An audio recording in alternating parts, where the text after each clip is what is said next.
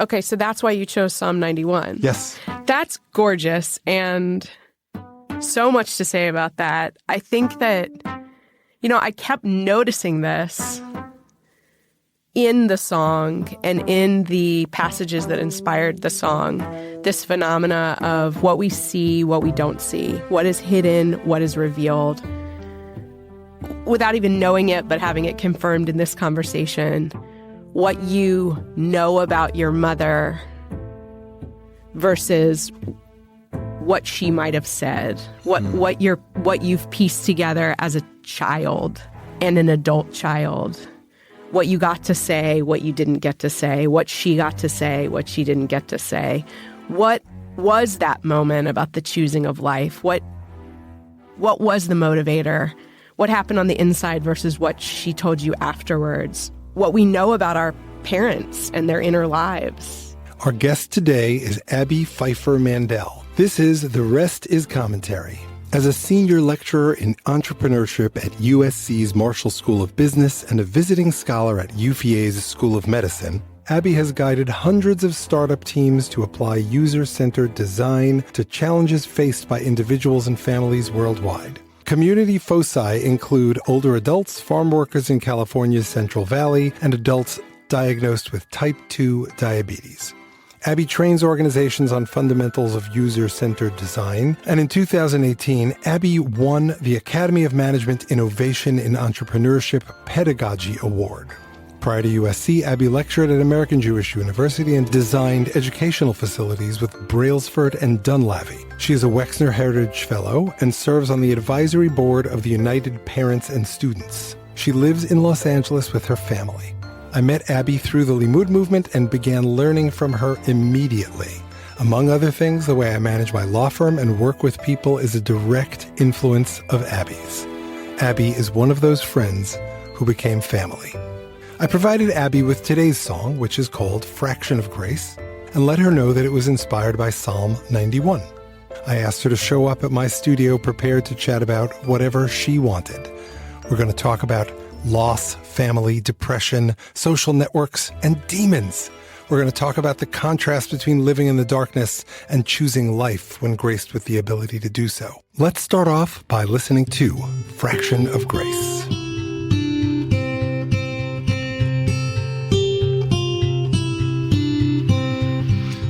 Demons chase me every summer for 3 weeks. Plagues stalk me in the darkness, a fake smile on my cheeks. Sit alone in the cellar in a shroud of thin brown walls. Bouquet of waterlogged boxes through which I have to crawl. Come sit by me, let me hold your hand, share your heavy load,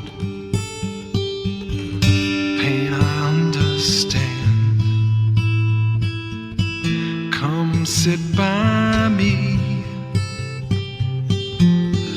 hold your hand,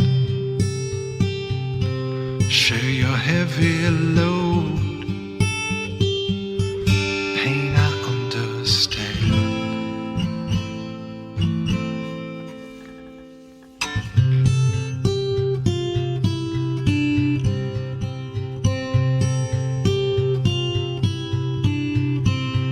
You see, the mops were on the wall with the brooms and dented dustpans. It was too hard to hit the light, a yellow hamper in my hands. I wondered if this was it as I tumbled down the stairs. Found myself tangled at the bottom with black eyes and gratitude and prayers. Come sit by me, let me hold your hand, share your your heavy load. Pain I understand. Come sit by me. Let me hold your hand. Share your heavy load. Pain I understand.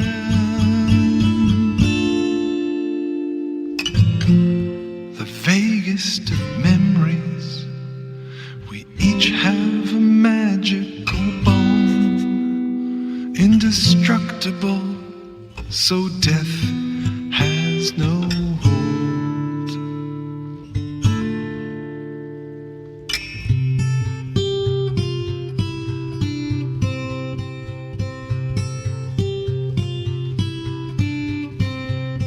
I may not always be right, but I am never wrong.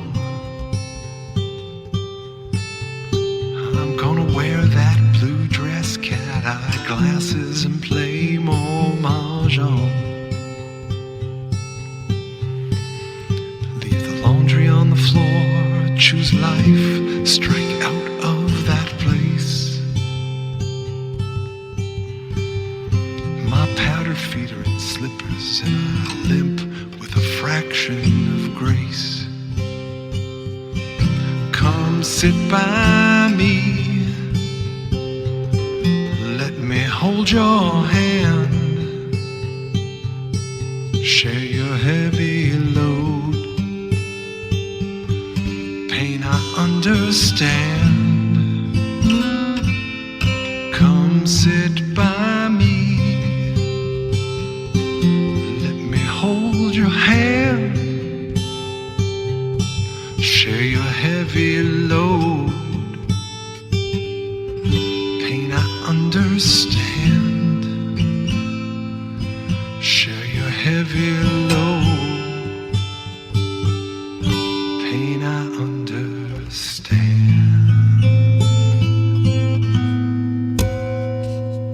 Hi, Abby. Hi, Shep. I'm so excited you're joining me to have this conversation. Thank you. I'm super, super excited to be here, and I was very moved and honored that you asked me to participate. You listened to Fraction of Grace. Yeah. Was there anything that inspired your curiosity or anything you had questions about or wanted to talk about?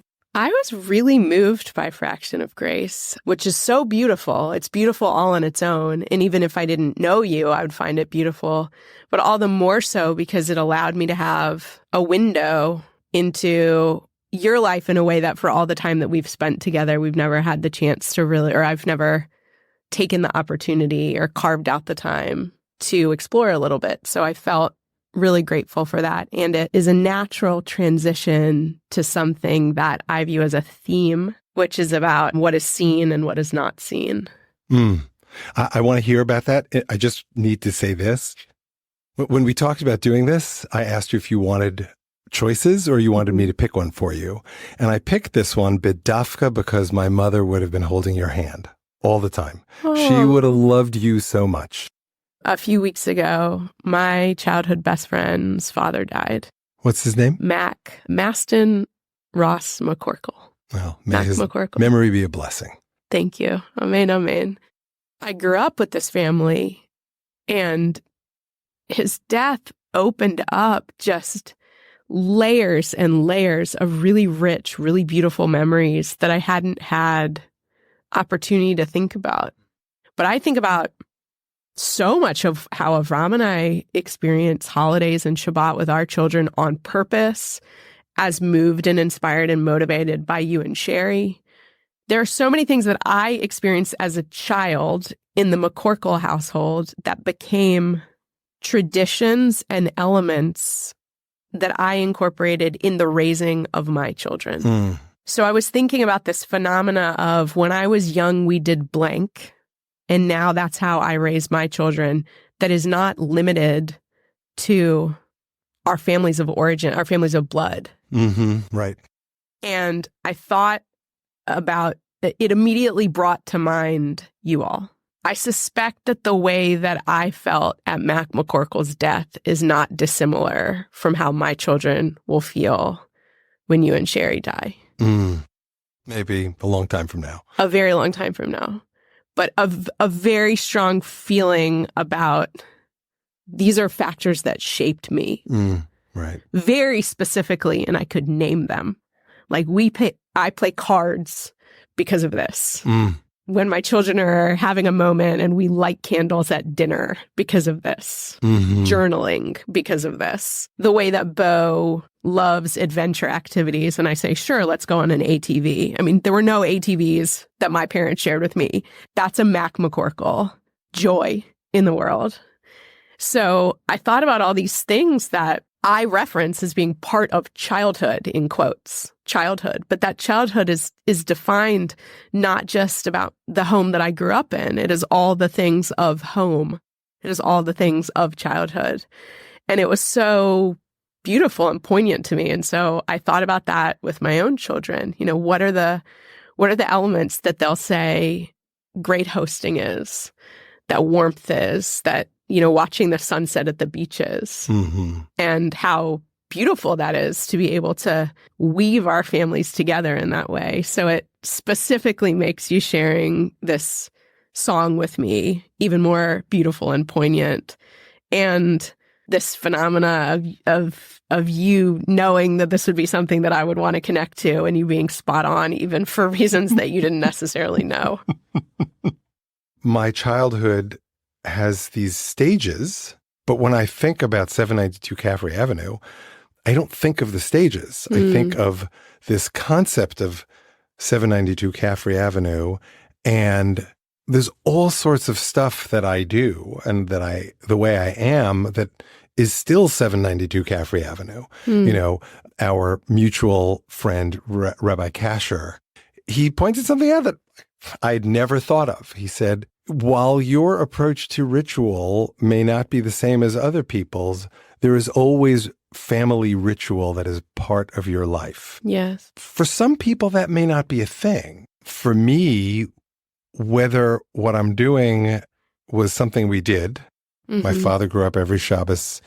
So for Kiddush, you know, the sanctification prayer you say at the beginning of a meal on Friday night and Saturday, I use my father's melodies. And just as my father Saturday at lunch had a little bit of schnapps, I have a little bit of schnapps. That was his version of Kiddush because that's how he grew up. Yeah. But there's a variation there for me because my father religiously drank chocolate stock liqueur. Oh, that's so specific. And when they stopped being able to get it or making it, then he went to another brand. And he didn't like it as much because it wasn't chocolate stock. He also loved arak. That's why you drink it? That's why I drink arak. And you have such a rich set of adult friendships that are rooted in your childhood that you've carried to Los Angeles also.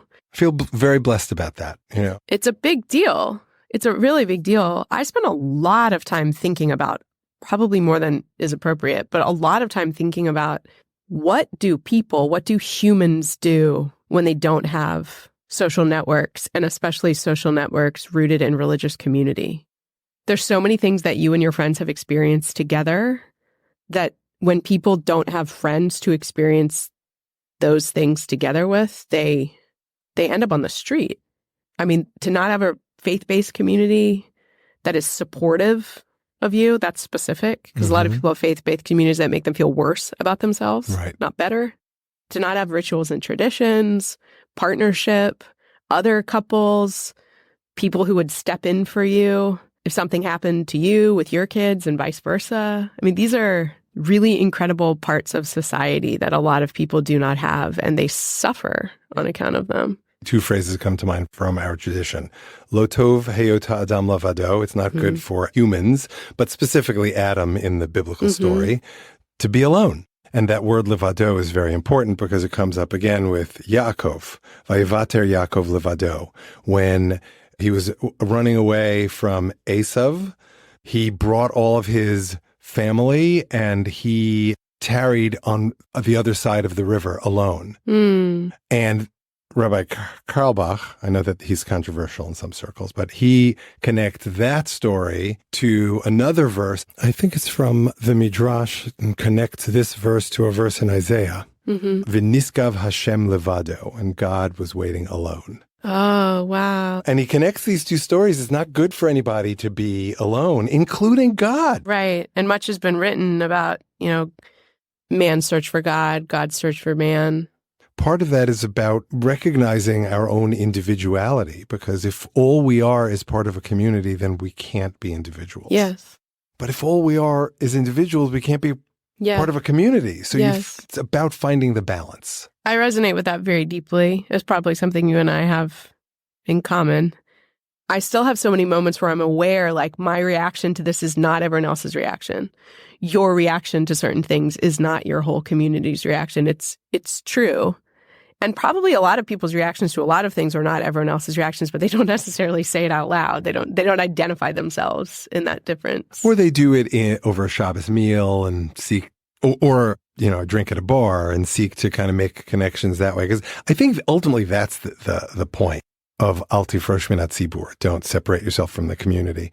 On some level, as long as you're complaining about the rabbi's speech or, the catering service or the fact that, they honor this person rather than that person, you're still part of the community because you care enough to complain. That's so interesting. Those examples are also mild. I'm like, I wish those were the things that There's a line in the song that I wanted to ask you about that I think is related to what we're speaking about being part of the community, being alone, these questions. Towards the end of the song, you say, I choose life and strike out of the place. And I know the reference of I choose life. Explain. Is Deuteronomy. Choose life. So there's a whole lot of commandments about how to be in the world. And the punchline, or the thesis, if you will, is do these things and you'll be choosing life. Right. Very specifically, Moses sets up a dialectic. Follow the mitzvot, the commandments, or be cursed. So choose life. Blessings and I will bless you. Exactly. Curses and I will curse you. Exactly. And so I got that reference of choosing life. And it's also in the song, it also relates, it appears to the protagonist of the story. It's my mom. It's your mom. This happened. She fell down a flight of stairs. Choosing life, saying, I thought it was going to end. I wondered if this was it. I tumbled down the stairs and then I'm choosing life. I've decided, not today. But I was really interested in the second half of that verse. I choose life and strike out of this place. Because when I think about strike out of this place, I think about Abraham striking out. Meaning... As in Lech Lecha? Yes. Exactly. As in Lech Lecha. I think about the term striking out as in I struck out on my own. Or I moved to Los Angeles to strike out on my own, to build a new life. Right. So I was struck, as it were. I was interested in why you chose strike out of this place. Obviously, there's a lot of other meanings of the English phrase strike out. There's baseball references. There's physical violence about striking. The one that came to me was Abraham and Lech Lecha. So I did want to ask you about that one. Sure.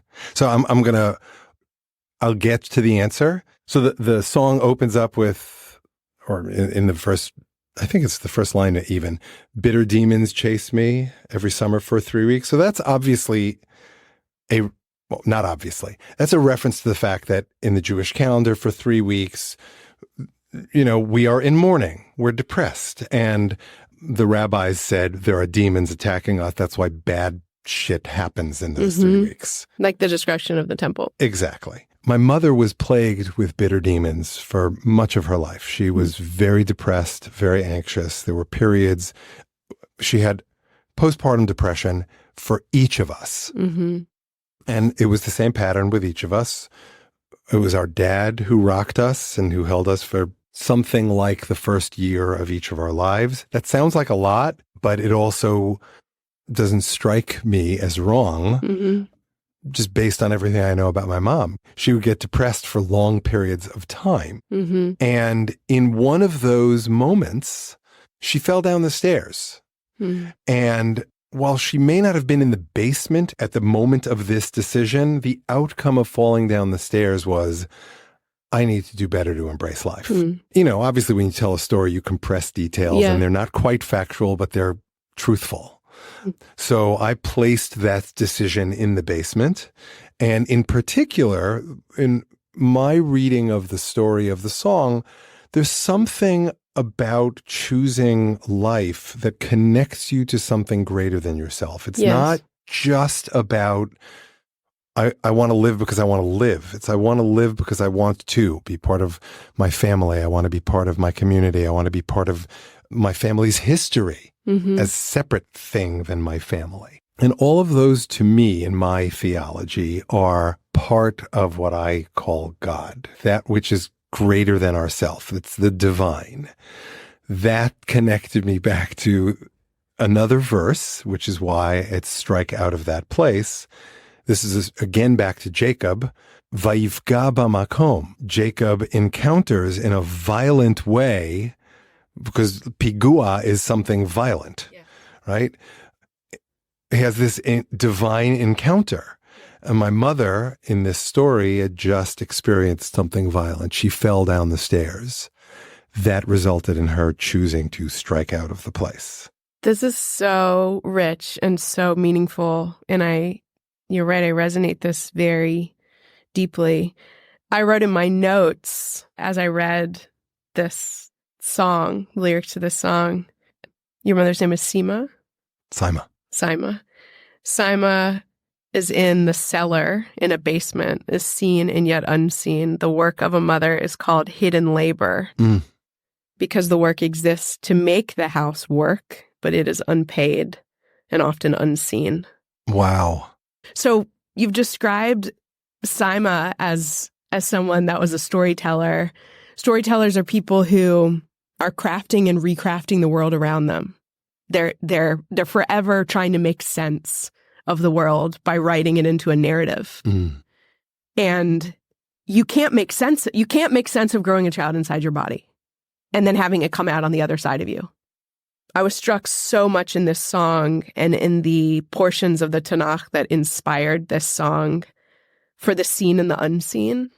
So the Holy One, blessed be God, protected Moshe with the hollow of God's hand that he should not die, as it is said, and it shall come to pass, while my glory pass by, that I will put thee in the cleft of a rock and I will cover thee with my hand. And as you noted, the Hebrew root of protection in that verse is the same as the coverings of the Sukkot, the trimmings of trees that cover the top of Sukkot, of a sukkah. And even that, there's so much in terms of seen and unseen. So the covering, the requirement for the top of a sukkah is that it has to be covered enough to provide shade, but not so covered that you can't see the stars. Right.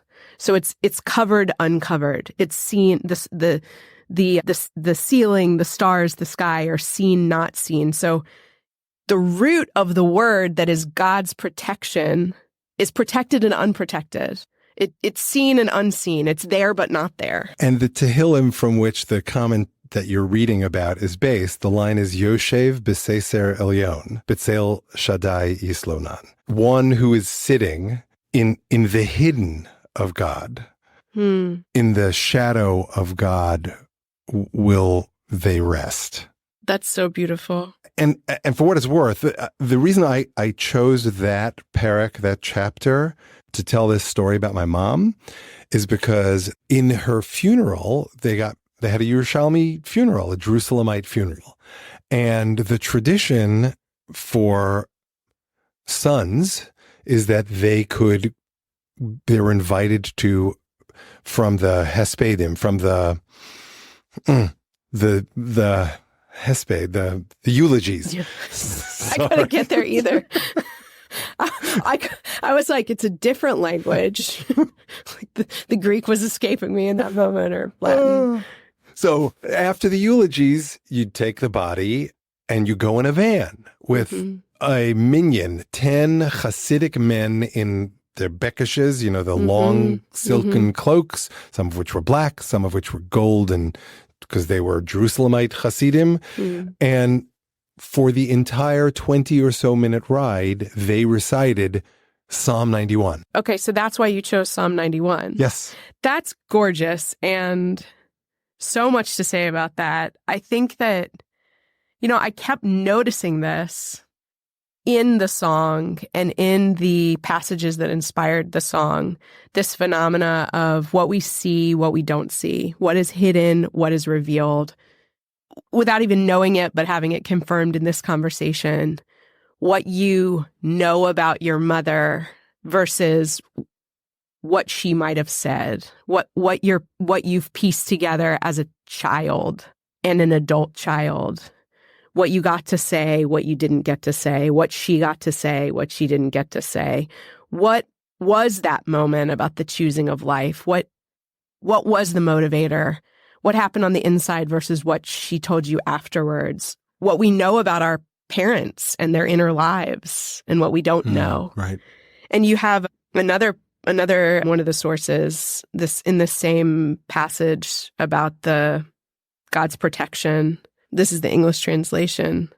When the Holy One, blessed be God, had passed by, God removed the hollow of God's hand from him, and he saw the traces of the Shekhinah. And I was thinking about the Shekhinah as another one of these seen and unseen. Shekhinah is understood as the feminine attributes of God. Yeah, I want to take it one step farther. Where I grew up, it was the Shekhinah, right? I was thinking the Debbie Friedman pronunciation. Of course. Of But Shekhinah. the root of Shekhinah or Shekhinah is reside, the shachen, or to neighbor, right? So it's not just hovering and not touching. It's a little bit different than the inside-outside. It's with this view of God, God is here and residing with us. If only we are able to find where God is hidden. That's so beautiful.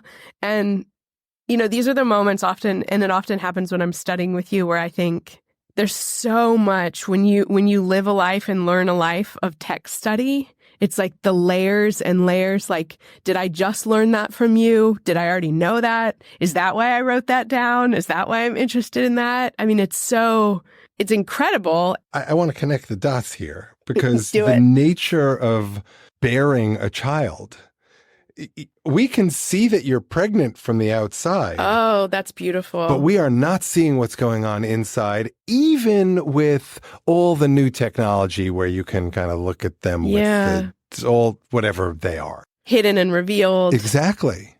And then there's a reference to Deuteronomy of the pestilence that walks in the darkness, of the plague that lays waste at noonday. And in the song, you reference a plague a few times. And, a plague is a phenomenon that everyone is affected by, but you can't literally see. So a demon that flies around, the passage in Deuteronomy says, of the pestilence that walks in the darkness, of the plague that lays waste at noonday. And I don't know if you know this, and I don't know if the author knows it, but there is a book by Andrew Solomon called Atlas of the Noonday Demon. No. It's a book about depression. Wow. I wonder if there's a connection there. I would have to go back and look at the book. I read it years and years and years ago when my brother was experiencing some pretty significant depression. I have always had in my mind, since reading that book 10 or 15 years ago, the thought that depression is the noonday demon. It is the thing that you walk around with during the day that you know that no one else sees. Wow. That's so powerful. Especially for someone who observed depression in my mom, depression and anxiety. I was depressed and anxious. I'm still very anxious, but there was a period where I was depressed, and then I had a dream, and the dream was very scary to me. It was while you were in college? It felt real. I was in college. It was Simchas Torah. Wow. We were celebrating the Torah, the completion of the Torah cycle and the starting of it again. I was with my sister, who's very religious. She wasn't quite ultra-Orthodox yet, so she wasn't yet Haredi-Fredi. Haredi to be Frady. Exactly. She was either dating Josh or they just got married. Josh, that's her husband. But I had this vivid dream about going down a slide in sackcloth And it didn't look like me, but it was clearly me. And I was going down and I was dangerous curves and I was going to fall off. And the slide didn't have security on either side. It was just like a flat stone slide. It was a Geschertsar mode. Exactly right. So explain Geschertsar mode. It was a very narrow bridge. Exactly. I woke up terrified and then I had the dream again the next night. And I spent a lot of time doing kind of a Freudian, Jungian thinking, even though I wasn't in therapy at the time. Wow.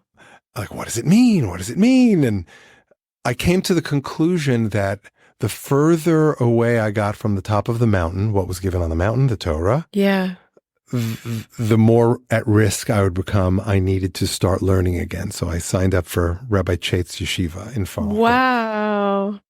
I know depression.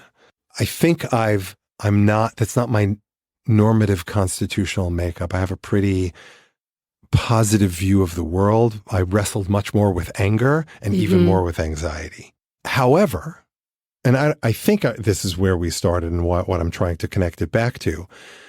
When you're depressed, it's easy to be, let alone feel, unseen. Yes. And I think that's why I have an empathetic empathy towards people who have that. Yeah. Up to a point, like there's a point where it becomes too much. Yeah. And, then it's an intellectual, we were just talking about this with my brother and his friend.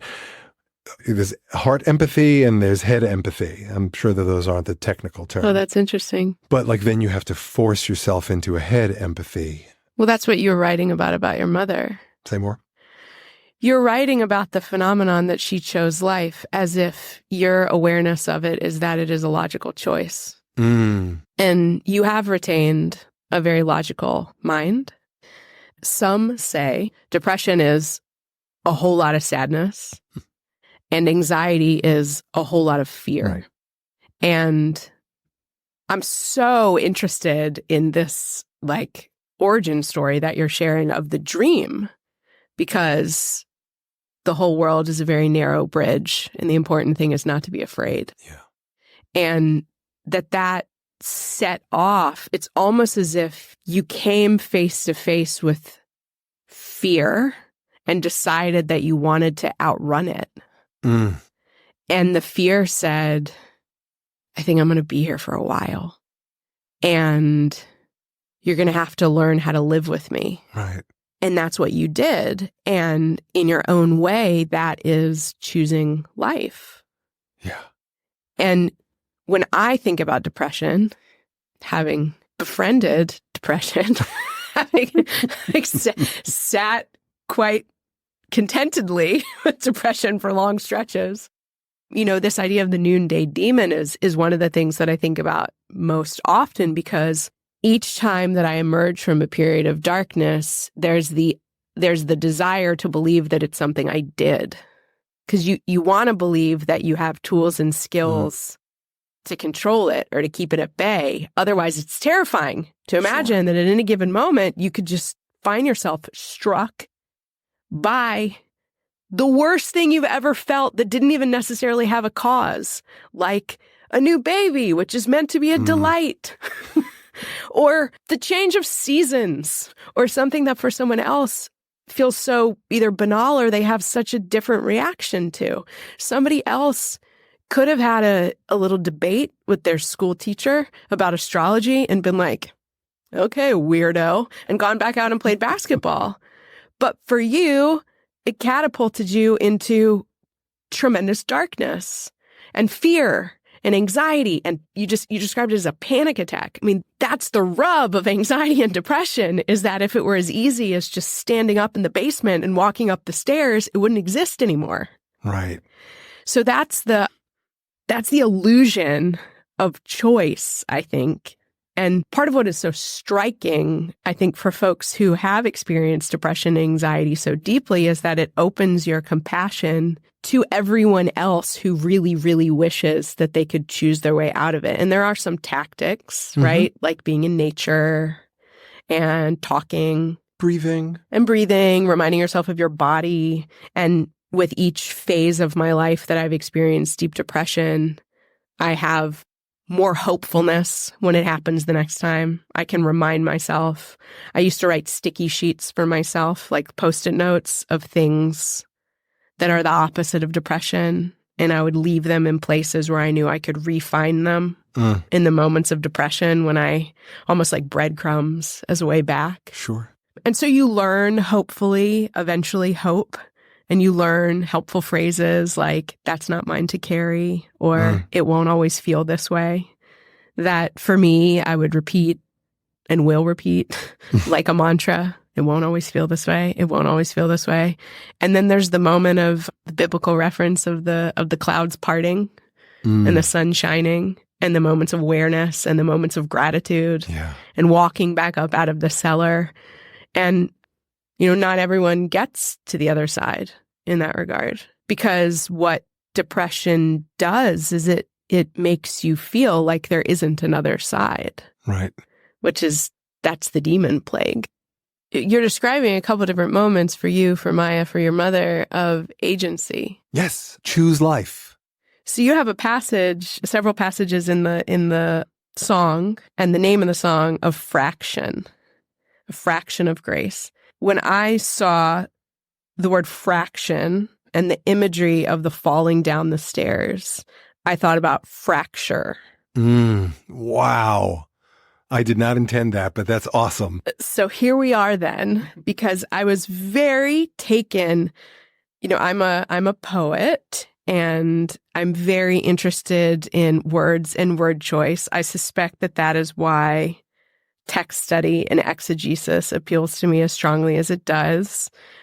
Big believer and fan of divine economy, that there are exactly as many words in the Torah as the authors meant to be there. And every word and repetition and the root of every word and the relationship between the root of that word and another word is intentional and powerful.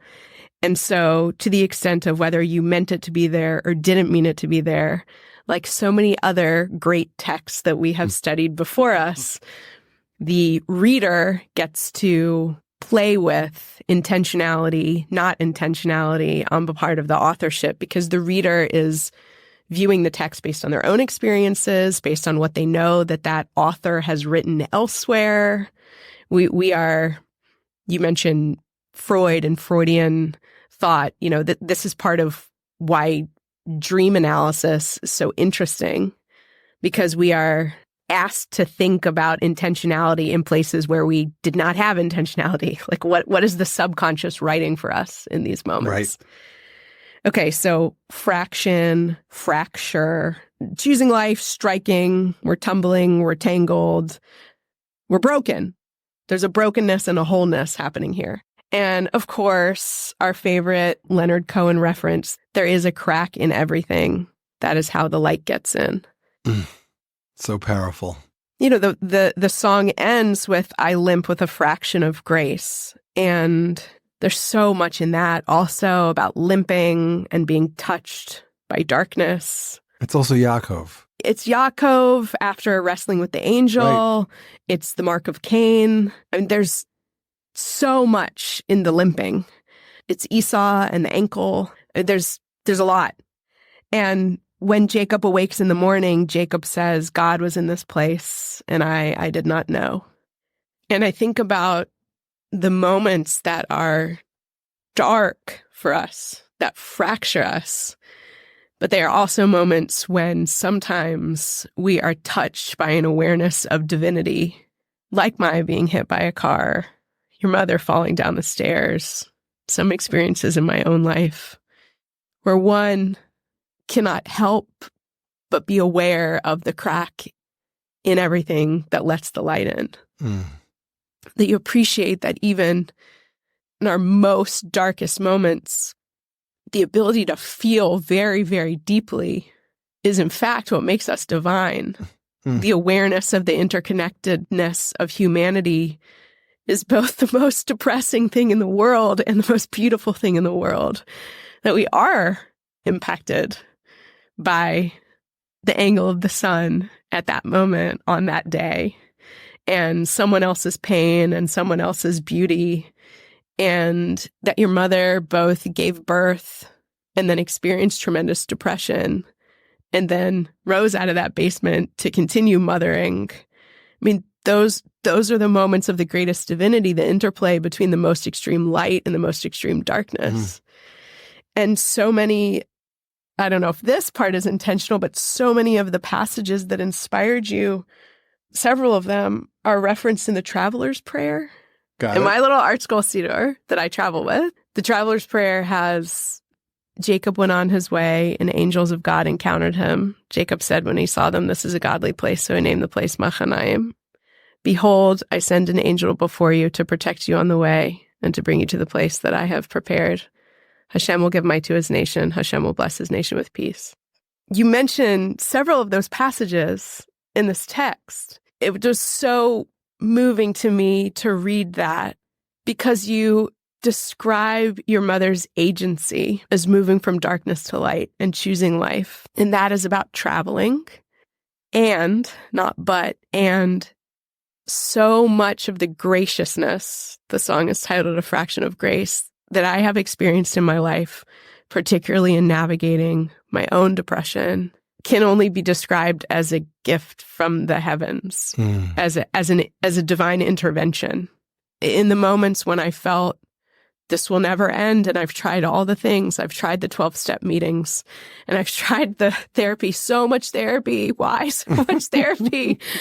And the medication, and the daily hiking, and the daily exercising, and the daily meditating. And I eat so well, and I'm so hydrated, and I'm sleeping at night. Like, why? If I could will this away on my own, if I could make it go away on my own, I would. And then there's a moment of grace, a moment of relief, a moment of something larger than myself interceding perhaps on my behalf, not because of anything I've done or earned, but because that is the nature of divinity. To remind us in these unexpected moments that we are worthy of grace, that we are capable of something else, that there is more to the story, that the story doesn't end. And that's the prayer of the traveler. May I see this through to the other side. May I arrive unscathed. And I'm so grateful. I was so grateful to read that and to see that journey and to see that all woven together that way. It really moved me. Thank you for ending on a note of grace. May you only know grace. I mean, it's never just happy, happy, joy, joy, notwithstanding Ren and Stimpy. But may you know mostly joy, and may you always experience that grace. And for me, a big part of the grace in my life is having you and Avram and your two wonderful kids in our lives. And may we just spend a lot more time together and have conversations like this. It was such a treat and such a gift. And I'm reminded of my children's names in that moment, which I never put together. Bo, Hanan, and Shai, which together is a gift of grace. Oh, that's so beautiful. Wow. Thank you for this. Thank you. I love you so much, Abby. I love you too. This is Shep Rosenman with The Rest is Commentary. Thanks so much for listening. You can find Fraction of Grace and all of the other songs featured on this podcast wherever music is streamed or downloaded, including Spotify and Apple. In the next episode, author, Los Angeles community leader, and my rabbi, Rabbi Sharon Browse, and I discuss repentance, envisioning a future in which we're not burdened by the past, the importance of both systemic change and intimate conversations, whether God helps people like a superhero does, the importance of seeing the humanity in each other, and so much more. Please post your commentary, like, and subscribe, but most important, I hope you enjoyed our conversation.